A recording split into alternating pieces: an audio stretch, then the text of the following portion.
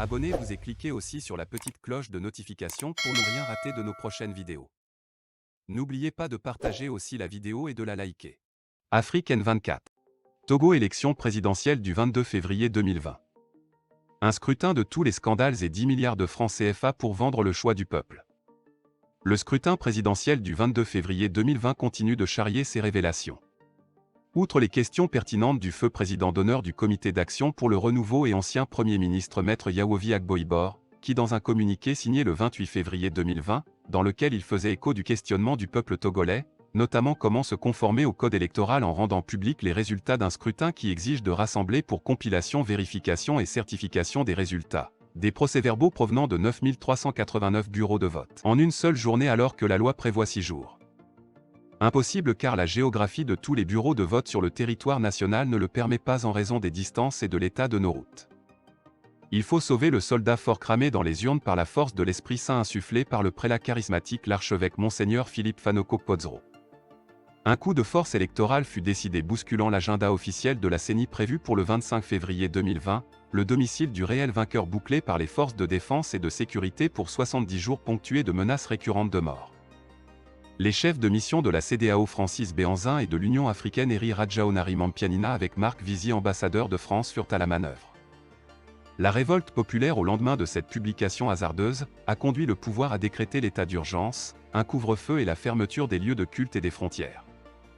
Mais sans compter avec la détermination de Faure qui est prêt à tout sacrifier pour conserver son héritage familial.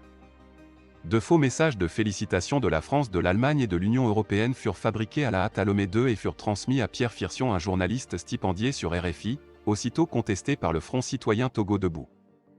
Emmanuel Macron reconnut que ce fut des faux messages car, ni la France, ni l'Allemagne, ni l'Union européenne n'ont reconnu la prétendue victoire de Faure Gnassingbé. Le député Nadeau Sébastien de la Commission Affaires étrangères au Parlement français affirmera qu'il y a eu un hold-up électoral au Togo et que Faure conserve le fauteuil présidentiel grâce à l'armée et somme Emmanuel Macron de dénoncer l'imitation de sa signature par le tyran togolais.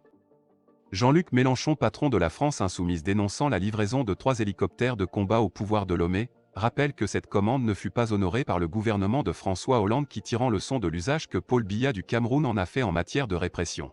Et il ajoute que ce n'est convenable de renforcer l'arsenal répressif du régime togolais qui s'est illustré depuis des lustres dans la violation massive des droits de l'homme avant de conclure qu'aux dernières élections présidentielles, celui qui est classé officiellement second a de solides arguments pour contester la réélection de Faure Gnassingbé. Au lendemain de la présidentielle, plusieurs messages de félicitations furent adressés à la DMK et sont entre les mains des ambassadeurs du G5, dont certains furent sommés de se tenir loin par rapport aux résultats du scrutin alors que durant le processus ils en étaient la caution et le garant d'un bon déroulement. L'ambassadeur d'Allemagne nous a formellement confié que le pouvoir fut surpris par l'immensité de la victoire mais il n'a pas envie de respecter la vérité des urnes. Au lendemain de ce hold-up, Faure Gnassingbé dépêcha son ministre des Transports Atcha Deji Afo auprès de M. Agbeyome Kodjo, le candidat du Saint-Esprit, avec le message suivant: « Nous avons volé ta victoire mais tu ne peux nous envoyer en prison car nous avons le monopole de contrôle des forces de défense et de sécurité.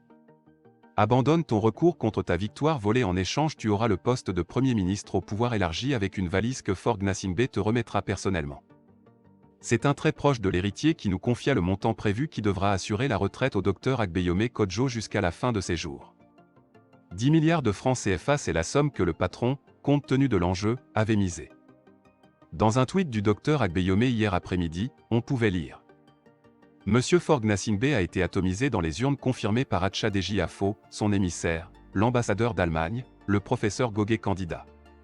Comme il tenait à conserver le pouvoir, il proposa pour acheter mon silence le poste de Premier ministre au pouvoir élargi et une valise de 10 milliards francs CFA. J'ai dit non pour ne pas trahir les suffrages du peuple meurtri, la mémoire de nos martyrs et les sacrifices et l'espérance de Monseigneur Philippe Podzro. » Selon M. Agbeyome Kodjo joint au téléphone par notre rédaction, Maître Akakpo Martial parlant au nom du général Yark Daman, ramena la même proposition de subornation contre l'abandon des poursuites judiciaires et la jouissance de l'offre de Faure Gnassingbé. Il est désormais temps que, Emmanuel Macron, le G5 prennent leurs responsabilités au nom du droit international et à la lecture des éléments structurant la condamnation de Faure Gnassingbé par la Cour de justice de la CEDEAO pour les actes de violence subis par le vrai vainqueur avant qu'il ne soit trop tard, car la détermination du peuple togolais à tourner la page des Gnassingbé est forte et sans faille. Dans un pays démocratique, la justice devrait se saisir doublement de ce dossier électoral, car d'une part tous les présidents des commissions électorales locales indépendantes, CELI, sont des magistrats et se doivent de respecter le serment qu'ils ont prêté et marquer leur probité par rapport au peuple togolais. Et d'autre part, l'ensemble des révélations troublantes qui ont jalonné ce scrutin méritent que les usagers des lois de la République édictées au nom du peuple togolais soient dignes de ce peuple. Faure Gnassingbé doit rendre le pouvoir au peuple et à son réel destinataire. Cela relève d'une exigence à la fois morale et politique.